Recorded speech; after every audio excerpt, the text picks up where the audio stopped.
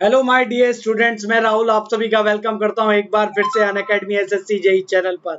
उम्मीद करता हूं आप सब बहुत बढ़िया होगे, बहुत अच्छा कर रहे होगे। तो जितने भी हो जल्दी से आ जाओ। आई थिंक केशव सबसे पहले आए हैं, एज यूजुअल जैसे क्लास में आते हैं। Good evening my dear, good evening. So guys,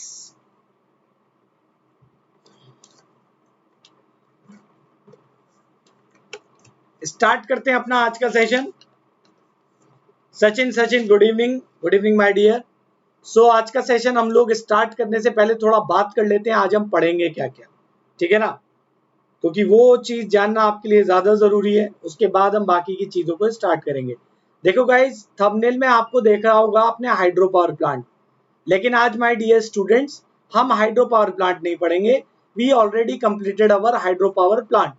तो आज स्टार्ट होगा नया प्लांट, काफी इंपॉर्टेंट है, न्यूक्लियर पावर प्लांट। तो न्यूक्लियर पावर प्लांट को भी आपके साथ में ऐसे ही खत्म कर देंगे जैसे कंप्लीट किए हैं हमने थर्मल पावर प्लांट और हाइड्रो पावर प्लांट।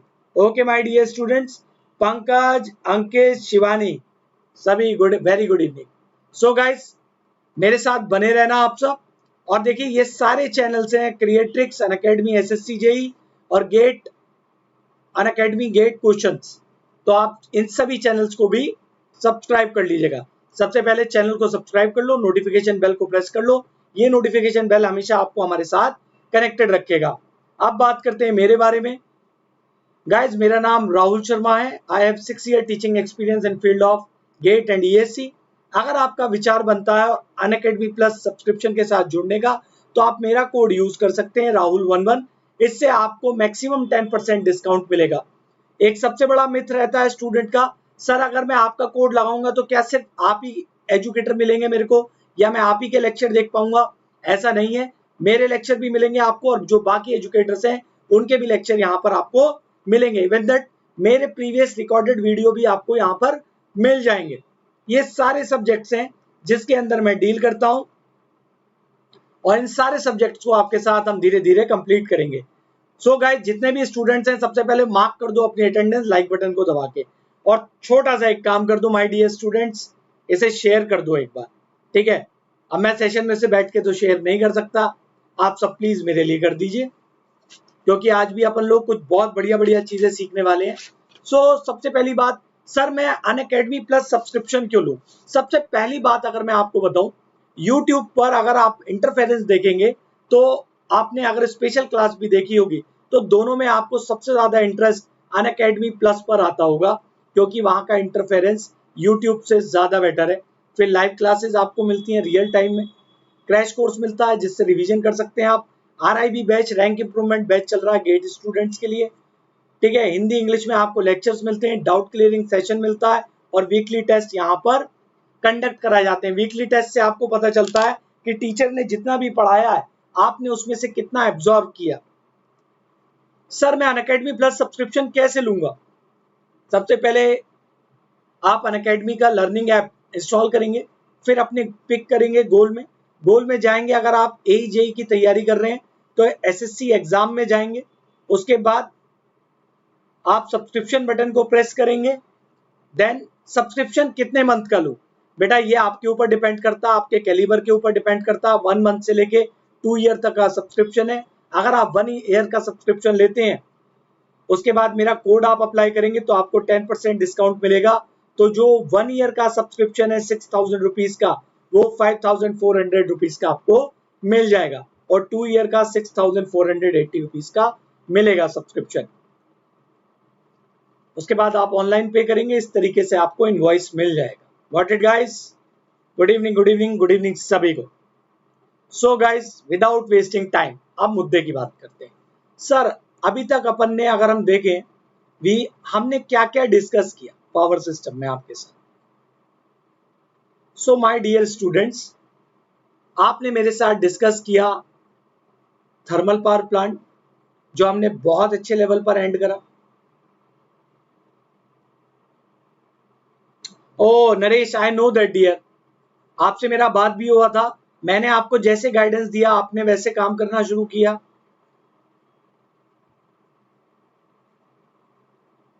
बहुत अच्छे माय डियर, आप मुझसे यहाँ भी कनेक्ट हो जाओ। और एक और बात बता देता हूँ माय डियर स्टूडेंट, 3 जुलाई से एसएससी कैटेगरी में मैंने power system part second start कर दिया है, जिसके अंदर मैं आपको fault analysis, switch gear and protection वाला पार्ट कंप्लीट कराने वाला हूँ। Good evening my dear. Hydro power plant, उसके बाद हमने क्या पढ़ा था my dear student? Pumped storage plant,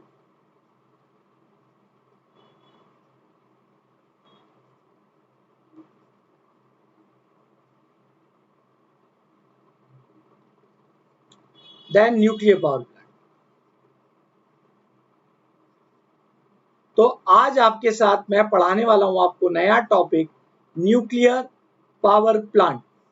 बहुत ही इंपॉर्टेंट है एग्जाम पॉइंट ऑफ व्यू से।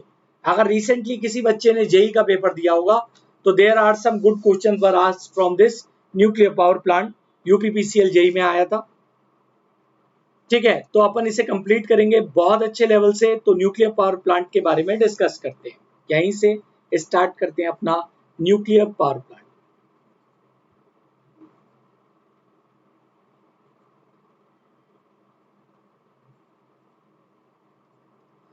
बात करते हैं, अगर इस सब्जेक्ट को अगर मैं आपको पढ़ाना स्टार्ट करूं माय डियर, तो कैसे स्टार्ट करेंगे इस सब्जेक्ट को? देखिए, इस प्लांट को स्टार्ट करने का सबसे बड़ा रीजन है, अब तक आपने जो मैंने सोर्स बताए इलेक्ट्रिसिटी प्रोड्यूस करने का, सर एक तो आपने कोल बताया था, दूसरा आपने वाटर बताया था, है ना। कोल हमारा यूज होता है थर्मल पावर प्लांट में, वाटर हमारा यूज होता है हाइड्रो पावर प्लांट में। तो ये जो दो सोर्सेज हैं, हम इसकी वजह से, इन दोनों की हेल्प से क्या प्रोड्यूस कर रहे थे? Electrical energy. अब माय डियर स्टूडेंट्स, आप एक बात बताइए, हमारी जो कंट्री है इंडिया, यहां पर population day by day increase हो रही है, पॉपुलेशन यहां पर इंक्रीज हो रही है। तो जब पॉपुलेशन इंक्रीज होगी माय डियर, तो एनर्जी की डिमांड क्या होगी यहां पर? जल्दी बताओ। तो एनर्जी की डिमांड भी बढ़ेगी। तो यहां पर हम सभी को पता है कोयला एक दिन खत्म हो जाएगा, कोल, वाटर मैक्सिमम जो पर्पज होता है हाइड्रो पावर प्लांट का वो इरिगेशन का होता है ना। तो ये भी सभी की डिमांड को पूरा नहीं कर सकता वाटर हाइड्रो पावर प्लांट। तो हमें अल्टरनेटिव तरीके निकालने पड़ेंगे इलेक्ट्रिसिटी को प्रोड्यूस करने के लिए, है ना, और लोगों की एनर्जी की डिमांड को फुलफिल करने के लिए, है ना। तो हमने एक नया अल्टरनेटिव निकाला, ठीक है, टू fulfill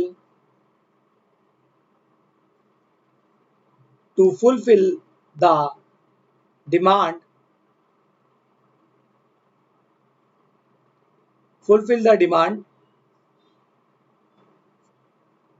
हमने क्या यूज किया my dear? Nuclear power plant. हम क्या लेकर आए? Nuclear power plant. तो आज अपन लोग, ये पॉइंट तो आपको पता चल गया अच्छे से। Good evening Nagesh, good evening my dear.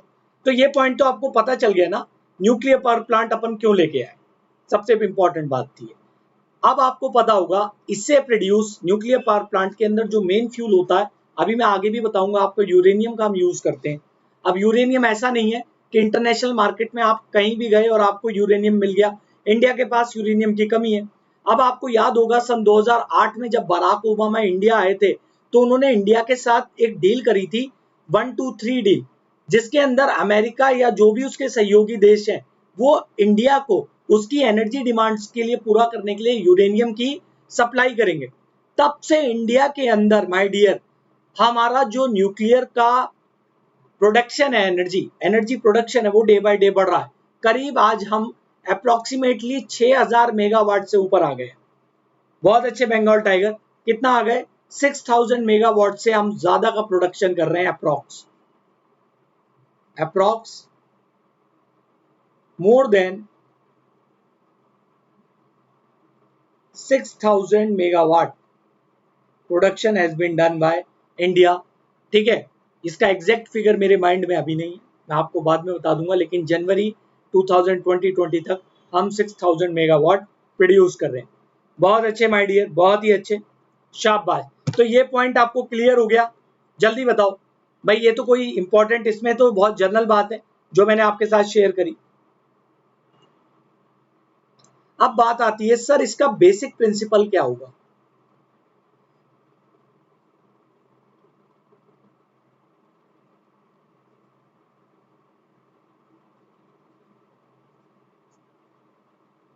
बहुत अच्छे सुमित, बहुत अच्छे, तुम्हें याद है।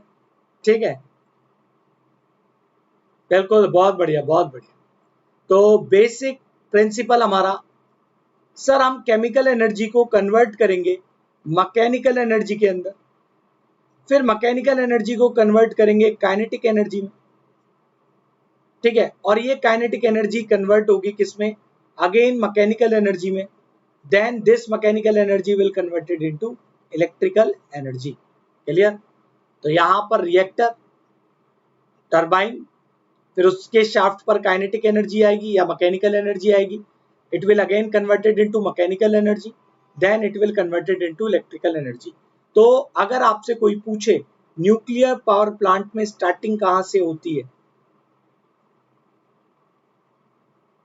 पावर प्लांट में कन्वर्जन एनर्जी का क्या होता है, तो आप सीधा बोलेंगे sir chemical energy is converted into electrical energy. Clear? Chemical energy is converted into electrical energy. ठीक है, तो आई होप यहां तक। हेलो हेलो पवन, लेट हो गए थोड़ा सा, कोई बात नहीं। अब देखो इंपॉर्टेंट बात, देखो न्यूक्लियर पावर प्लांट के बारे में भी अगर मैं आपसे बताऊं,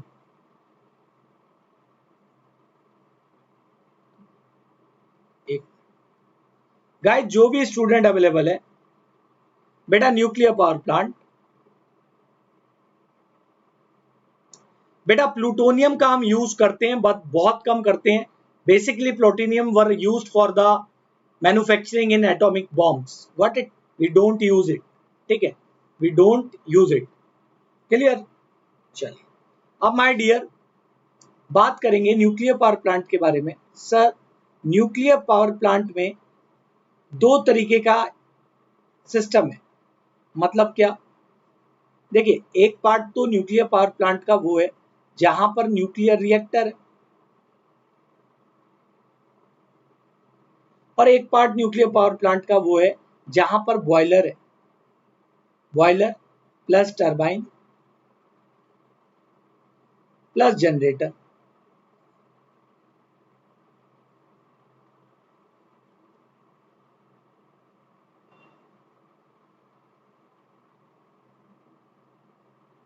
हाँ, थोरियम का भी अपन लोग अभी यूज नहीं करते माय डियर, क्योंकि इसके अंदर अभी अब टेक्नोलॉजी काफी पीछे है। इंडिया के पास थोरियम के भंडार बहुत ज्यादा है, तो रिसेंटली जो अपने देश के इंजीनियर्स हैं और साइंटिस्ट हैं वो थोरियम रिएक्टर्स को डेवलप करने पर ज्यादा ध्यान दे रहे हैं अब।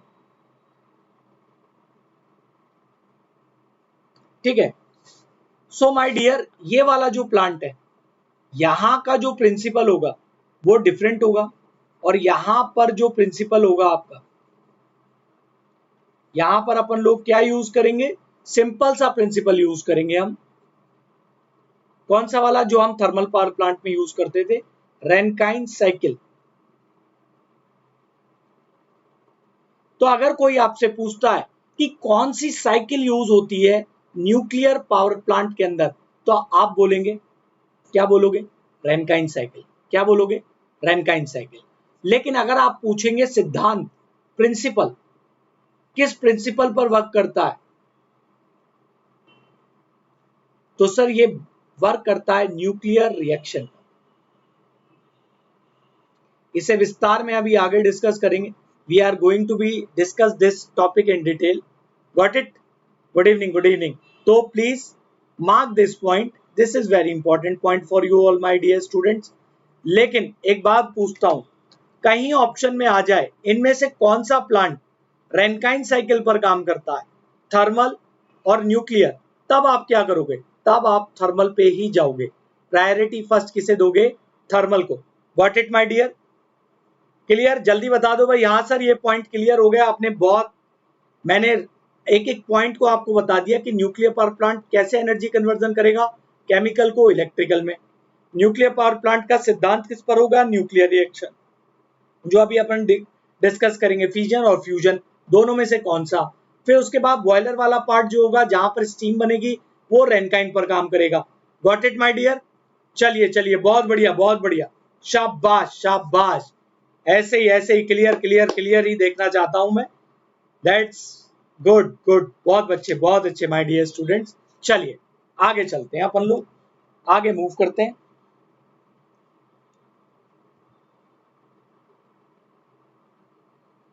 चलिए अब आगे चलते हैं। बेटा हर बार हम चीजों को डिटेल में पढ़ते ही हैं, तो हम इस बार भी सबसे पहले पढ़ेंगे advantage of nuclear power plant.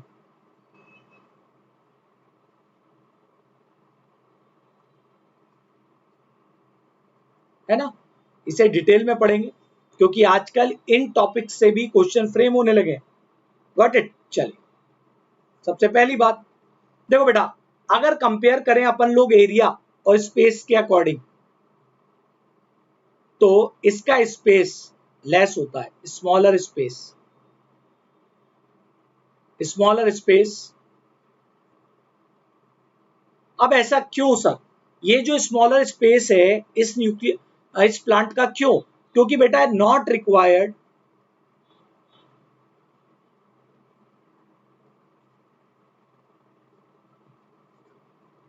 Huge amount of fuel. तो यहां पर क्या है भाई, देखो हमें, जब मैंने आपको थर्मल पावर प्लांट पढ़ाया था तब मैंने बताया था कि थर्मल पावर प्लांट में 4 एक्स्ट्रा ब्लॉक थे। कोल हैंडलिंग प्लांट, ऐश हैंडलिंग प्लांट, ऐश स्टोरेज प्लांट, था कि नहीं था? है ना? तो सबसे इंपॉर्टेंट रीजन है not required huge amount of fuel. दूसरा दूसरा रीजन क्या है? वहां पर क्या होता था, स्टीम को हमें क्रिएट करना पड़ता था। तो यहां भी स्टीम क्रिएट करेंगे, but as comparison to thermal power plant यहां पर जो रिक्वायरमेंट होगा वो क्या होगा? वाटर का लेस होगा। तो not required huge amount of water storage.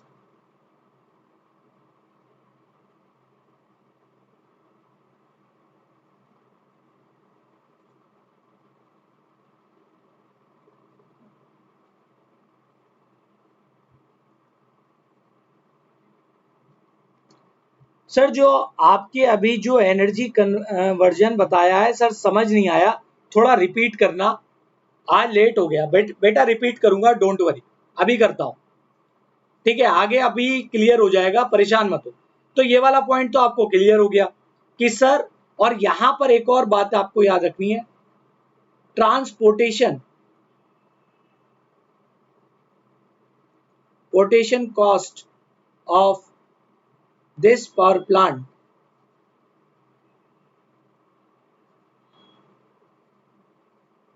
Is less. तो ट्रांसपोर्टेशन कॉस्ट जो है बच्चे, वो यहां पर लेस है। क्यों? क्योंकि आपको पता है, आपने ये चीजें पता होगी आपको कि एक चम्मच स्पून जो यूरेनियम होता है वो कई हजार टन कोयले के बराबर है। तो आप खुद देखिए, जब यहां पर, ठीक है, जब यहां पर रिक्वायरमेंट क्वांटिटी कम हो गई तो उसे ट्रांसपोर्ट करने में ज्यादा खर्चा नहीं आएगा, लेकिन इंटरनेशनल कम्युनिटी से उसे परचेस करने में जो कॉस्ट होगी वो सबसे ज्यादा हाई होगी। ये बात ध्यान रखिएगा, यहां पर जो कॉस्ट होगी वो सबसे ज्यादा हाई होगी इस फ्यूल की, क्योंकि ये सिंपल फ्यूल नहीं है। आपको सबसे पहले आपको पता होना चाहिए, एक IEA होती है, इंटरनेशनल, ठीक है, IAE, इंटरनेशनल एटॉमिक एनर्जी, ठीक है, ये संस्था होती है। इससे पूरी तरीके से सेटिस्फाइड कराना पड़ता है इसे कि हम जो यूरेनियम ले रहे हैं वो अपनी इलेक्ट्रिकल की डिमांड को पूरा करने के लिए ले रहे हैं, ना कि इसे बम बनाने में हम यूज नहीं करेंगे। समझने बात? ये बहुत इंपॉर्टेंट चीजें। हाँ बिल्कुल, रियल वर्ल्ड ने बिल्कुल मेरा जो पॉइंट था, और पवन आपकी जो बात थी वो यहाँ पे बोल दी उन्होंने, ये बिल्कुल है। यहां पर जो इनिशियल कॉस्ट होगी, initial cost and running cost दोनों की दोनों, इज वेरी हाई।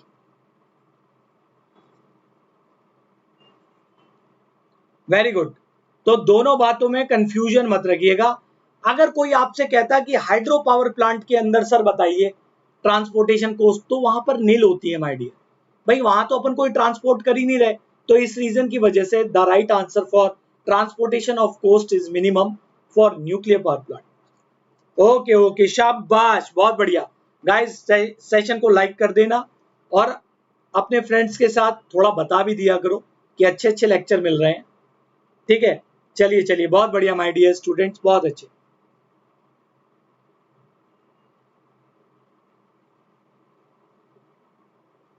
अब डिसएडवांटेज देखते हैं।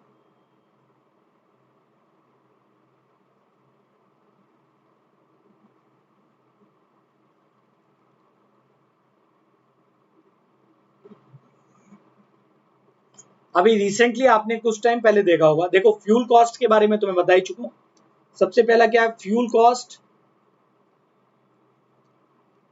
Is high. Fuel cost is high.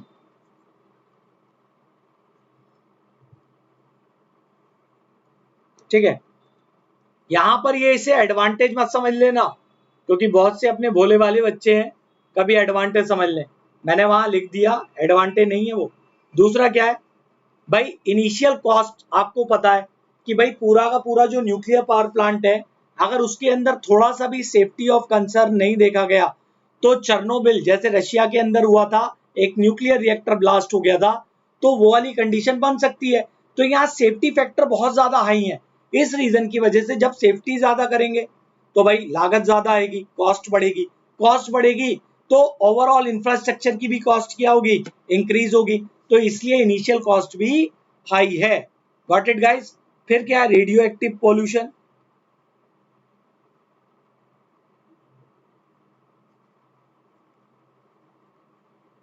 Radio active pollution, और सबसे इंपॉर्टेंट बात, मेंटेनेंस। मेंटेनेंस कॉस्ट,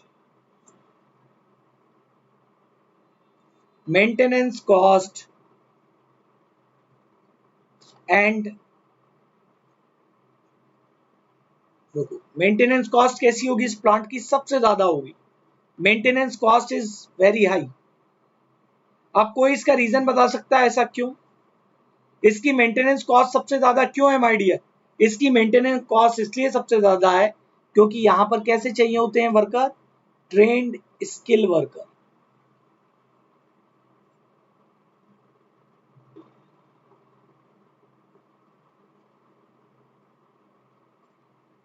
बहुत अच्छे, एक एक पॉइंट मैंने तुम्हें एग्जाम पॉइंट ऑफ व्यू से यहां पर कंप्लीट करा दिया। ठीक है, एक एक पॉइंट, कुछ भी आपको यहां पर छुड़ाया नहीं गया। ठीक है, तो बहुत अच्छे रियल वर्ड, बहुत बढ़िया, keep it up. So my dear students, ये पॉइंट आपको क्लियर हो गया? एक बार बोल दो हाँ सर, हमें अच्छे से क्लियर हो गया।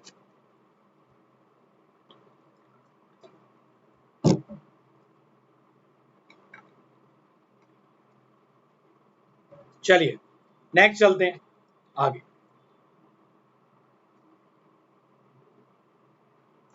वो सारी बातें करेंगे पंकज, डोंट वरी, इसका आउटपुट कम है, इसका आउटपुट ज्यादा है, ऐसा कुछ भी नहीं है आज की डेट में।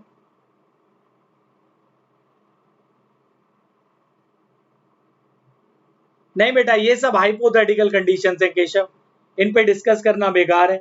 कि मून माइनिंग, देखो यार मैं तुम्हें एक बात बताता हूँ, पहले आप अपनी लाइफ का पर्पस देखो। सारे स्टूडेंट्स, पर्पस क्या है आपका? एग्जाम निकालना। एग्जाम को कैसे क्रैक करना है? सिलेबस के अकॉर्डिंग जाके। और रिसर्च करने के लिए तो बहुत सारी बातें पड़ी हैं, इस प्लांट के अंदर जाओगे तो पूरी जिंदगी लग जाती है लोगों की। ठीक है ना? तो माय डियर स्टूडेंट्स, आप सभी से मैं ये कहना चाहूंगा, पहले अपना जो अर्जुन अर्जुन ने चिड़िया की आंख पर तीर लगाया था, निशाना लगाया था, क्यों? क्योंकि उसका एम क्लियर था। तो आप जो भी क्वेश्चन करें वो एग्जाम रेलेवेंट करें। और आपके ये जितने भी क्वेश्चंस आते हैं, इसके लिए एक सेशन कर लेंगे किसी दिन, खूब सारे क्वेश्चंस करना, डिस्कशन तो कभी खत्म ही नहीं होना, है ना माय डियर स्टूडेंट्स? माइनिंग में प्राइवेटाइजेशन क्यों हो रहा? देखो अनिकेश, फिर वही वाली बात हो गई we are not going to be discuss this topic right now. समझ रहे ना बात? अगर मैं ये सब बातें डिस्कस करूंगा आपके साथ तो आप ही का टाइम वेस्ट होना है। चलिए अब बात करेंगे इसके प्रिंसिपल की।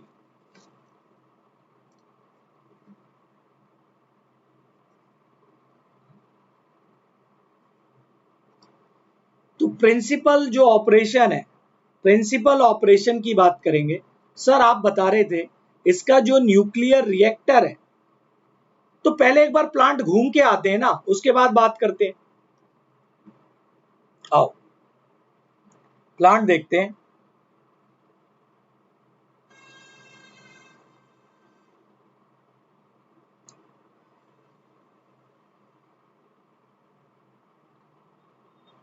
पढ़ाना तो था अनिकेश, बच्चे पता नहीं आप क्या बात कर रहे हो। मुझे लगता है फिर आपका एम कुछ और ही है, आप पेपर क्रैक करने के बजाय कहीं और इंपॉर्टेंट बातों पे लग रहे हो। माइनिंग का प्राइवेटाइजेशन, बच्चे कहाँ हैं ये, कौन पूछ रहा है आपसे? Please don't waste time my dear my, ठीक है। यहां पर देखो बेटा, ये है रिएक्टर,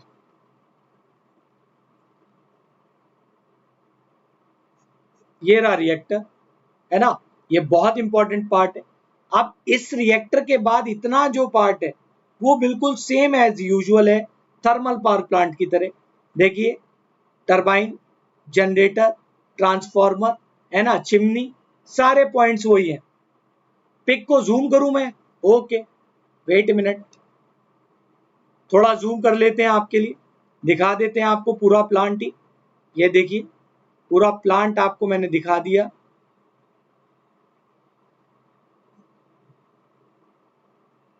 चलिए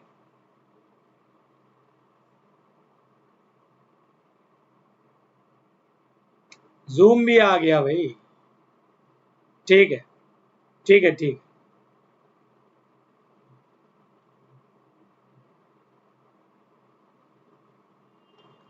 चलिए अब इस रिएक्टर की बात करते हैं। तो ये न्यूक्लियर रिएक्टर जो काम करता है बेटा प्रिंसिपल, वो न्यूक्लियर रिएक्शन पे करता है।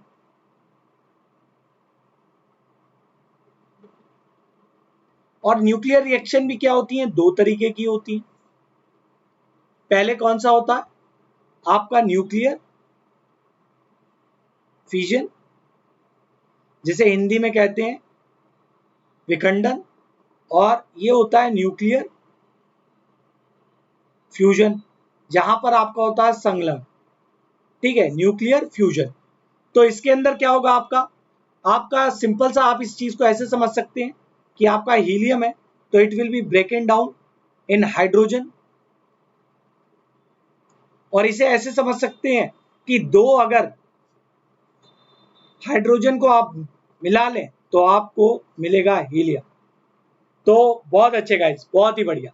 अब इन दोनों में से जब ये रिएक्शंस होंगी तो इनमें से रिएक्शंस में से क्या निकलती है माय डियर, एनर्जी, एनर्जी निकलेगा। लेकिन अगर एनर्जी की बात करें आपसे, तो एनर्जी जो फ्यूजन में होगी वो सबसे ज्यादा होगी। Energy produced by the fusion is very much higher as comparison to nuclear fission, but my dear reason was that nuclear fusion का जो रिक्वायरमेंट होता है वो क्या होता है, very high temperature, very high temperature. so this temperature only available on sun, so that nuclear fusion reactors are not possible. अब देखो भाई यहां पर मैंने ये बात तो आपको लिखवा दी है, लेकिन मैं आपको बता दूं फ्रांस और यूके एक ऐसी कंट्रीज हैं जिन्होंने न्यूक्लियर फ्यूजन के रिएक्टर पर भी काम करना शुरू कर दिया है। क्लियर? तो अगर आपसे कोई पूछेगा कि न्यूक्लियर रिएक्टर कौन से सिद्धांत पर काम करता है, तो ये न्यूक्लियर फ्यूजन पर वर्क करते हैं। Nuclear reactor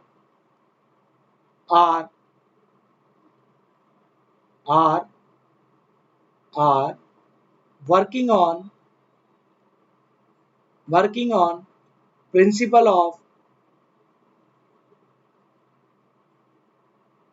nuclear fission.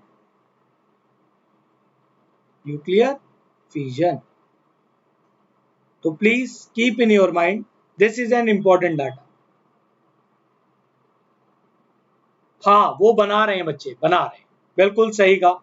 अब सबसे इंपॉर्टेंट बात, सर ये जो न्यूक्लियर रिएक्टर होगा इसमें हम कौन सा फ्यूल यूज करेंगे, which fuel we have to be used.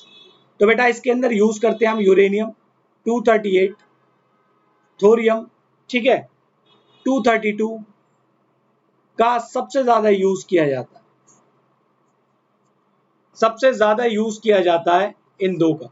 These are the important fuel, ठीक है। इंडिया के अंदर सबसे पहला थोरियम रिएक्टर कहां पर लगा था, तारापुर में लगा था। प्लीज इसे भी आप नॉलेज पॉइंट ऑफ व्यू से नोट डाउन कर लेना। क्लियर? तो आई होप यहां तक सारी बातें क्लियर हैं, जल्दी बता दो। और ये कौन सा प्रिंसिपल होगा, E is equals to delta MC square. चलिए, okay, is that clear? Bindu Sahu, Rahul मूले, सारे बच्चे बता दो। तो एक बार इस रिएक्शन को देख लेते हैं। देखिए कुछ रिएक्शन कुछ इस तरीके से होती है, अब आपकी आंखों के सामने हम यूरेनियम 238 को लेके आते हैं, फिर उसे कन्वर्ट करते हैं यूरेनियम 235 में, यहां आपको दिख रहा है यूरेनियम 235। उसके बाद इसके ऊपर किसका बम्बार्डमेंट कराते हैं,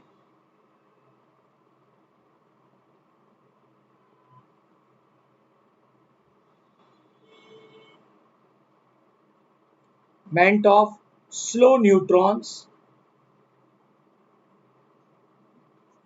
उसके बाद ये दो याद रखने हैं आपको, ये दो सबसे इंपॉर्टेंट है, ये क्रिप्टन और बेरियम।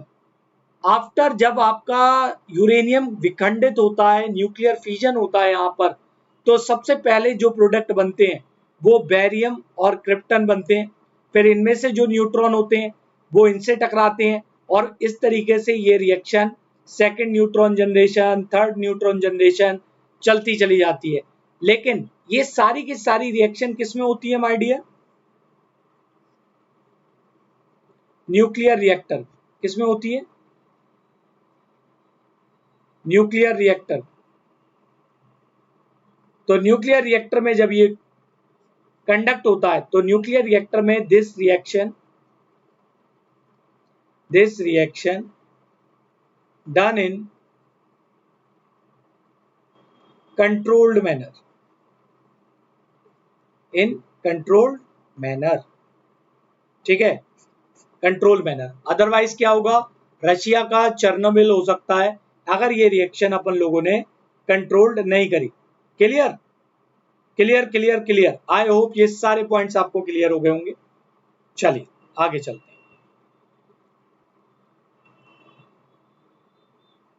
ठीक है। तो अब इससे आगे बढ़ते हैं। ये देखिए पूरा का पूरा लेआउट मैंने आपको दिखा दिया।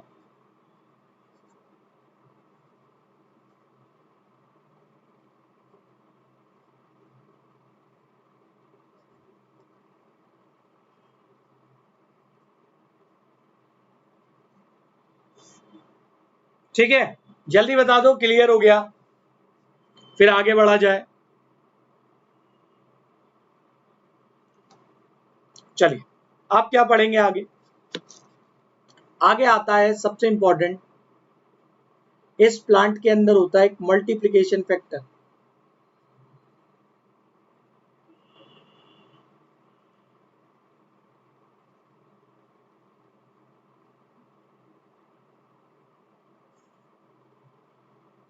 मल्टीप्लिकेशन फैक्टर, अब ये मल्टीप्लिकेशन फैक्टर क्या है, अब देखो बेटा, क्लियर, यहां पर बात क्लियर हो गई पवन, यहां पर आपको बात क्लियर हो गई। ये तो है केमिकल एनर्जी, यहां पर प्रोड्यूस हो रही है, और आउटपुट में आपको क्या मिल रही है यहां से, इलेक्ट्रिकल एनर्जी। ये बात आप इतना याद रखते हैं, ठीक है ना। चलिए आगे चलते हैं। अब ये मल्टीप्लिकेशन फैक्टर क्या होता है, अब एक बात बताइए आप मेरे को, अब तक हम जितना भी प्रोसेस कर रहे थे प्लांट के अंदर, तो अपने आउटपुट को, वाह वाह, ये सुमित जी आ चुके हैं। बच्चे कुछ भी नहीं पढ़ना होता, जेई की तो ऐसी बन जाते हैं बिना पढ़े, मैं सही बता रहा हूं। आप कल भी आए थे, देखिए बच्चे पढ़ाना पड़ता है, मुझे नहीं पता। वर्किंग बताइए बेटा, बताता हूं वर्किंग, डोंट वरी, वर्किंग अभी पीछे ही दिखाई दी, ठीक है, कोई बात नहीं my dear.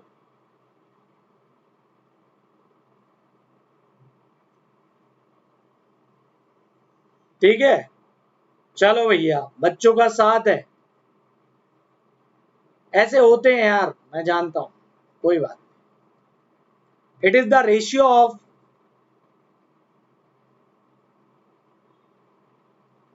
Number of neutron,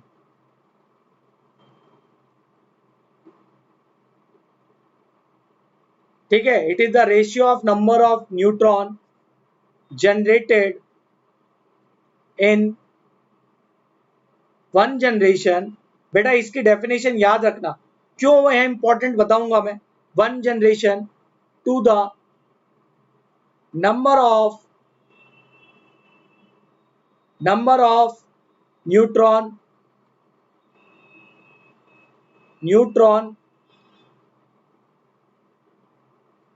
produced in preceding generation.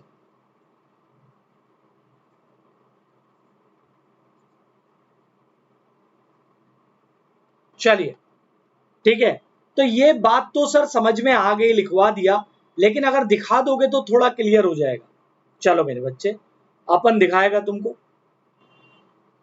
ये देखो बच्चे, देखो यहां पर एक स्टेज में कितना था, एक न्यूट्रॉन, अगली स्टेज में कितने बने बच्चे, दो न्यूट्रॉन, फिर दूसरी स्टेज में कितने बने, चार न्यूट्रॉन, चार के कितने हुए, आठ न्यूट्रॉन। ये सारा का सारा मल्टीप्लिकेशन फैक्टर को शो करता है। अगर इस मल्टीप्लिकेशन फैक्टर को कंट्रोल नहीं किया, ठीक है, अगर इसे कंट्रोल नहीं किया तो भैया प्लांट जो है वो अपने हाथ से निकल जाएगा। आपको पता होगा 2011 में सुनामी आई थी, जिसके अंदर जापान का एक न्यूक्लियर प्लांट का रिएक्टर अनकंट्रोल्ड हो गया था। तो उन सब के पीछे यही न्यूट्रॉन्स, इन न्यूट्रॉन्स को कंट्रोल करके रखना बहुत जरूरी है। तो इनका सिग्निफिकेंस क्या है सर, आपने कहानी तो बता दी, लेकिन सिग्निफिकेंस क्या है, तो बच्चे मेरे इसे रिप्रेजेंट करते हैं के से, और ये के बहुत इंपॉर्टेंट बातें बताता है।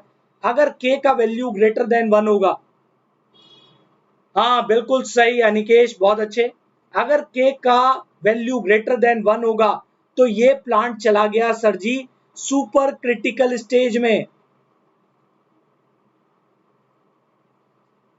अगर सर प्लांट का वैल्यू के का 1 बराबर होगा, के बराबर 1 होगा, तो क्रिटिकल स्टेज में, ठीक है, और के का वैल्यू स्मॉलर देन 1 होगा तो ये होगा सब क्रिटिकल स्टेज में।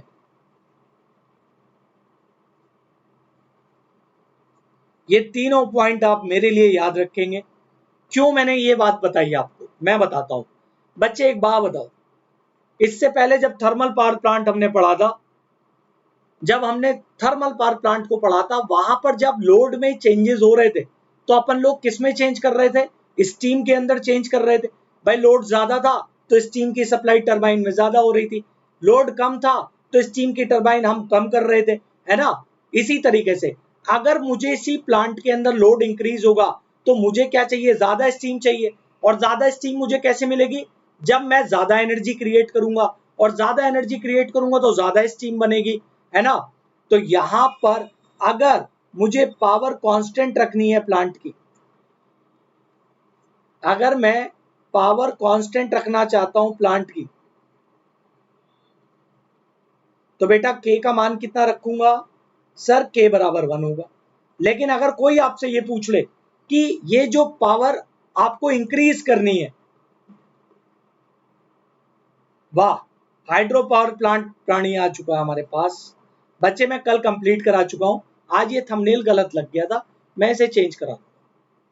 अगर आपको पावर इंक्रीज करनी है तो आप क्या करेंगे, आप इस k की वैल्यू ग्रेटर देन 1 करेंगे, but after some time,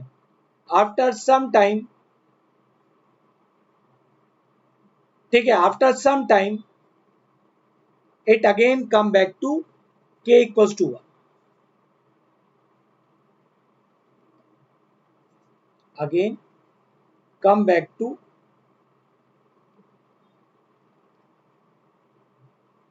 k equals to 1.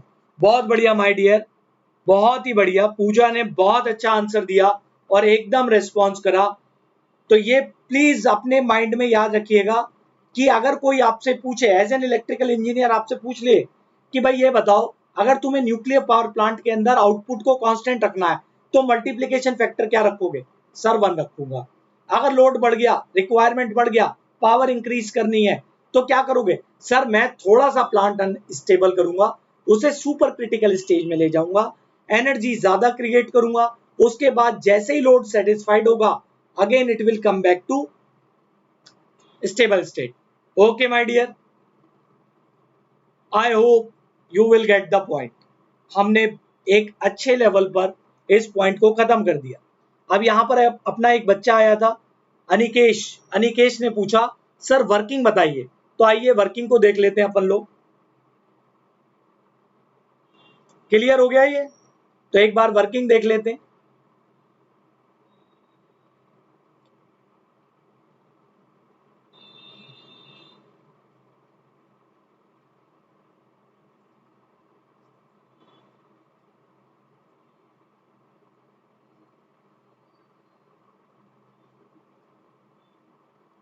Nuclear power plant बहुत इंपॉर्टेंट है। बहुत अच्छे, बहुत ही अच्छे अंकित, ठीक है।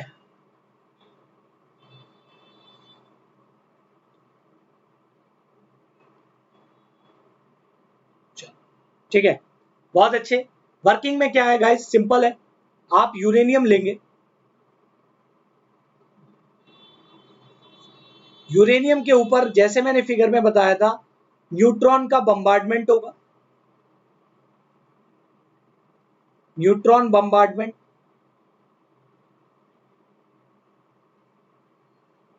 जब न्यूट्रॉन का बम्बार्डमेंट होगा गाइस तो ये जो यूरेनियम है ये ब्रेक होगा। तो सबसे इंपॉर्टेंट बात है, यहां से क्या प्रोड्यूस होगी? Heat energy. वो भी कितना? 200 मेगा इलेक्ट्रॉन वोल्ट। इसे याद रखना, 200 मेगा इलेक्ट्रॉन वोल्ट। व्हाइट प्रदेश अभी के लिए बहुत अच्छे। Bengal tiger, kinetic energy of neutron to heat, now you will understand. Very good, अपने पास बढ़िया बढ़िया बच्चे हैं, बहुत ही अच्छे, बहुत ही अच्छे। तो यहाँ पर क्या है, जाहिर सी बात है, ये काइनेटिक एनर्जी लेकर आया और ये हीट एनर्जी। अब ये जो हीट एनर्जी है ये कहाँ जाएगी? आपका बॉयलर में, ठीक है, बॉयलर में। वहां पर वाटर होगा, water will converted into steam and this steam will supply to turbine। Turbine क्या करेगा? रोटेट करेगा। अब यहां पर इंपॉर्टेंट है जनरेटर। बेटा ये कौन सा जनरेटर है, जल्दी बताओ। Sir it is cylindrical type generator, cylindrical generator, ठीक है। और इसे क्या कहते हैं? Synchronous generator. Sir synchronous generator कितने आरपीएम पे चक्कर लगाएगा? सर 3000 आरपीएम पर मिनट। और इसकी खासियत क्या होती है? सर इसका diameter is less but axial length is more. Please keep in your mind. तो यहां पर ये वाला पॉइंट आपको याद रखना है, ये बहुत इंपॉर्टेंट है। तो आई होप ये सारे के सारे पॉइंट्स आपको क्लियर हो गए होंगे। जल्दी बताओ क्लियर क्लियर।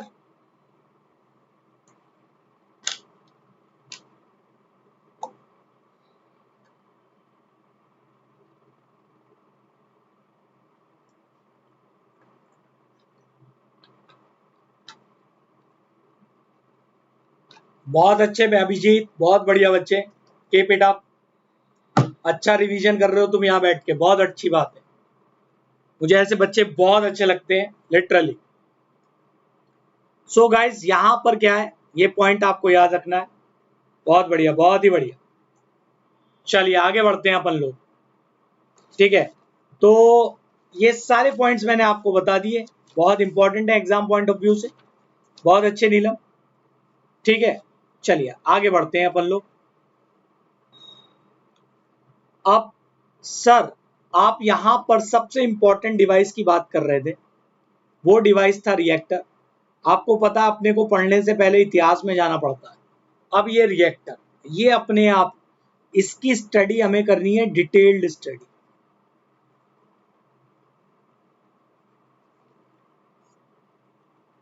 डिटेल स्टडी करेंगे अपन लोग। चलिए, तो डिटेल स्टडी जब करेंगे तो सबसे इंपॉर्टेंट बात है इंटरनल पार्ट्स ऑफ रिएक्टर।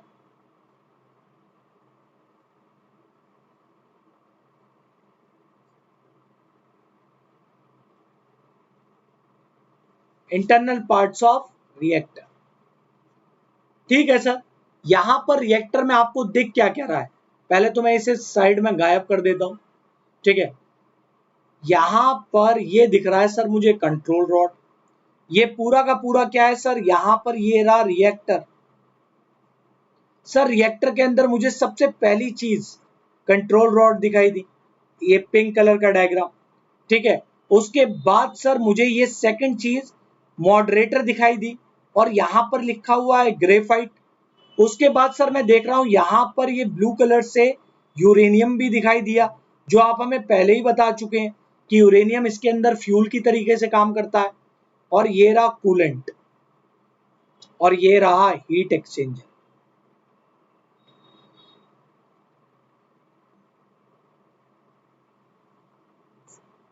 ये रहा हीट एक्सचेंजर, ठीक है। तो एक एक पॉइंट मैंने आपको बता दिया। अब इन पॉइंट्स को अपन को क्या करना है, डिटेल स्टडी। क्या करनी है इनकी, डिटेल स्टडी करेंगे अपन लोग। तो भाई ये डायग्राम देख के चीजें कुछ पता चल रही हैं। तो सबसे पहले स्टडी करेंगे मॉडरेटर की। सबसे पहले अपन लोग स्टडी करेंगे ये मॉडरेटर क्या होता है, हिंदी में इसे मंदक कहते हैं। वाह, ये बालक बड़ा जिज्ञासु है, शर्मा जी बड़े जिज्ञासु हैं। नीलम ने बहुत अच्छा कॉन्सेप्चुअल क्वेश्चन किया बच्चे। सर यहां पर नीलम बच्चे ने पूछा कि सर हम यहां पर सिलेंड्रिकल टाइप ही क्यों लेते हैं। मैं आपको बताता हूं बेटा इसके पीछे का रीजन क्या है। देखो, स्टीम के अंदर यानी हीट के अंदर एनर्जी बहुत ज्यादा होती है, बहुत ज्यादा ऊर्जा होती है, एनर्जी बहुत ज्यादा होती है। अगर यहां पर जब स्टीम एंटर करती है टरबाइन में, तो क्या होती है, बहुत ज्यादा एनर्जी क्रिएट होने की वजह से बहुत ज्यादा आरपीएम क्रिएट करती है, ज्यादा मैकेनिकल एनर्जी क्रिएट होती है। तो उसी के अकॉर्डिंग हमें ऐसा जनरेटर सेट करना पड़ता है जो उस सेंट्रीफ्यूगल फोर्स को रोटेट होने के उसे हैंडल कर पाए। तो इस रीजन की वजह से हम क्या करते हैं, रोटर को बड़ा बना देते हैं, डाया छोटा कर देते हैं, जिससे वो सेंट्रीफ्यूगल फोर्स आरपीएम जो लगेंगे वो स्टेबल रहे। ऐसा ना हो कि जनरेटर उखड़ के निकल जाए बाहर। क्लियर। तो आई होप नीलम आपको ये सारे पॉइंट क्लियर हो गए। चलिए, तो शर्मा जी ने पूछा है सर कूलेंट के लिए क्या यूज करते हैं। ये बालक जिज्ञासु बहुत ज्यादा है, जिज्ञासु बालक भी अच्छे होते हैं, बहुत बढ़िया, शाबाश। चलिए बेटा अभी आगे आएगा शर्मा जी, अभी क्लियर करेंगे। क्या बात है भाई केशव, बहुत अच्छे, बहुत बढ़िया, बहुत बढ़िया। चलिए अब आगे बात करेंगे मंदक। मंदक हिंदी में मॉडरेटर।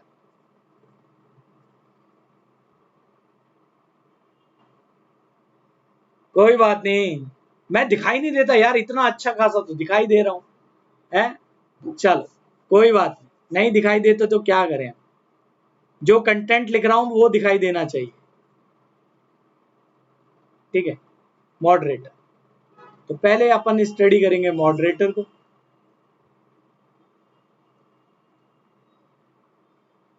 ये रहे डायग्राम और क्लोज डायग्राम। तो ये रहा फ्यूल रॉड जो है यूरेनियम, यूरेनियम के पास में रखा रहता है बेटा ये मॉडरेटर।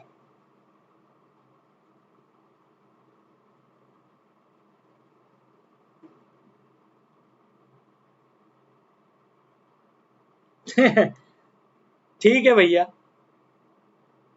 बहुत अच्छे बालक हो तुम, पढ़ाई में काफी उज्जवल हो।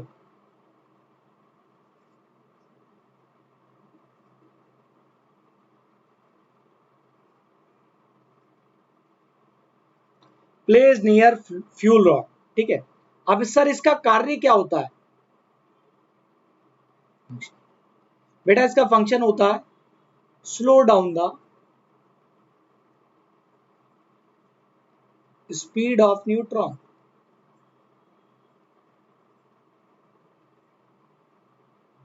ठीक है, वाई डिफरेंस 35 36, ठीक है भाई, ठीक है।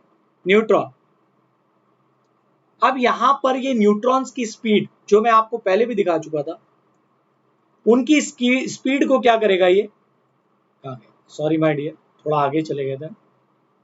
ये जो न्यूट्रॉन्स है इनकी स्पीड को ये क्या करेगा माय डियर, स्लो डाउन करेगा। क्यों?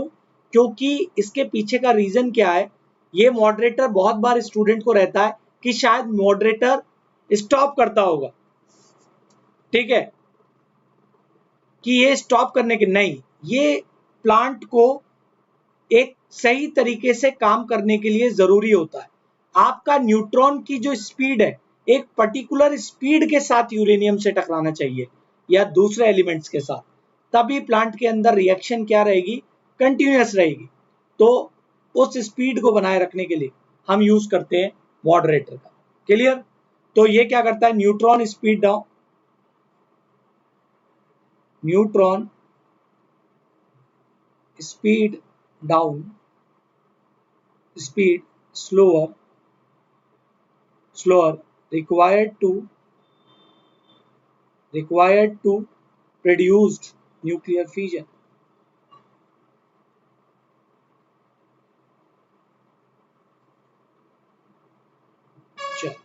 ठीक है, कौन कौन से मंदक होते हैं या मॉडरेटर होते हैं? तो सबसे पहला होता है आपका ग्रेफाइट, दूसरा होता है हैवी वाटर।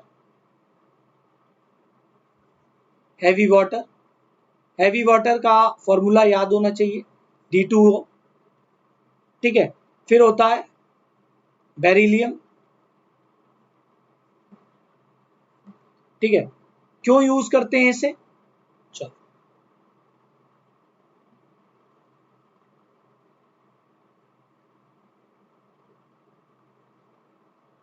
चलिए, तो यहां पर हमने कंप्लीट करा इस पार्ट को।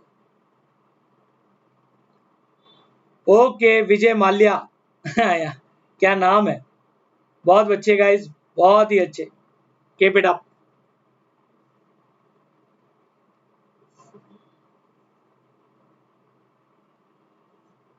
सो गाइस ये वाला पॉइंट क्लियर हुआ आपको,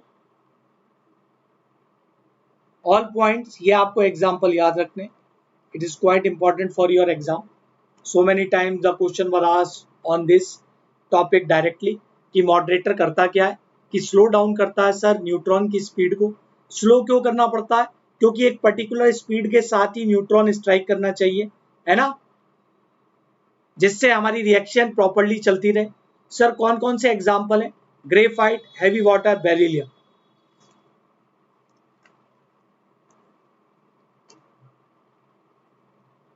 पीएच वैल्यू ध्यान देना पड़ता है सर, समझा नहीं मैं, पीएच वैल्यू पता नहीं बच्चे तुम क्या क्या पूछ रहे हो, ठीक है, इररिलेवेंट चीजें पूछ रहे हैं, कोई बात नहीं, ठीक है माय डियर। यहां तक ये पॉइंट्स क्लियर हो गए आपको, जल्दी बताओ। चलो अंकित को, बच्चे को क्लियर हो गया, बहुत बढ़िया। अब अगला पार्ट अपना क्या आएगा? अगला पार्ट आएगा माय डियर कंट्रोल रॉड। ठीक है, कंट्रोल रॉड। ठीक है, control rod. Next part is control rod. ठीक, कंट्रोल रॉड को अपन लोग पहले ही बताओ, यहां तक सब क्लियर है? चलो बहुत बढ़िया नीलम, मिस्टर झा, अंकित, शाबाश शाबाश, बहुत बढ़िया, बहुत ही बढ़िया।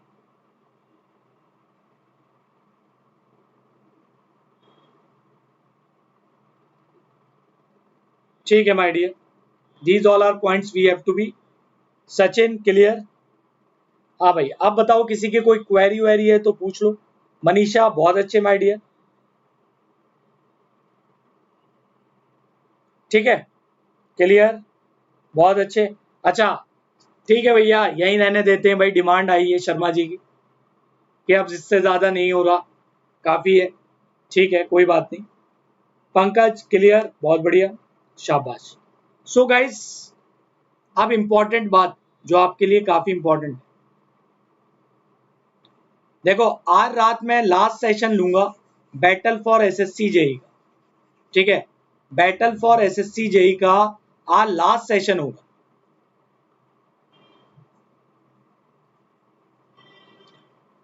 तो आप सारे स्टूडेंट मेरे साथ तो पहले से कनेक्टेड हो, तो आज इस 29 सेशन में आप सारे बच्चे आओगे। मैं चाहता हूं बेटा, मेरी क्लास जो हो रही है वो हो रही है, कब से हुई थी? 20 जून से। ठीक है, आपको प्लेलिस्ट मिल जाएगा डियर, आप प्लेलिस्ट देख लीजिएगा, तो मेरे सारे लेक्चर उसमें मिल जाएंगे। देखो भाई, ये लास्ट सेशन है बैटल फॉर एसएससी जेई।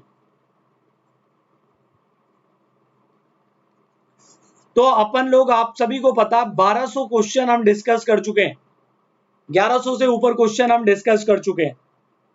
ठीक है, यहां पर एमसीक्यूज क्वेश्चन डिस्कस होते हैं, और आज का सेशन आप सारे बच्चे आओगे इस सेशन के अंदर।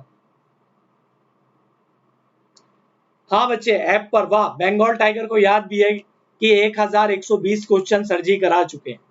तो पहले मुझे आकर यहाँ फॉलो करोगे ऐप में जाके, और उसके बाद आज के सेशन में जरूर आना, सेशन बहुत अच्छा होगा आज का। क्लियर? चैनल को सब्सक्राइब कर लो, नोटिफिकेशन बेल को प्रेस कर लो, वीडियो को शेयर करना बच्चे, लाइक करना, और इसी के साथ बहुत बहुत धन्यवाद आपका। आप सारे बच्चे आते हैं, मोटिवेशन हो आप मेरे लिए खुद। ठीक है, तो इस वीडियो को शेयर करो और ज्यादा से ज्यादा अपने दोस्तों को बताओ। जय हिंद। ठीक है guys, thank you so much, thank you so much dear, take care yourself, tata bye bye, ध्यान रखिए अपना, और कोरोना के किस बीमारी में खुद को बचाइए। Okay dear, bye.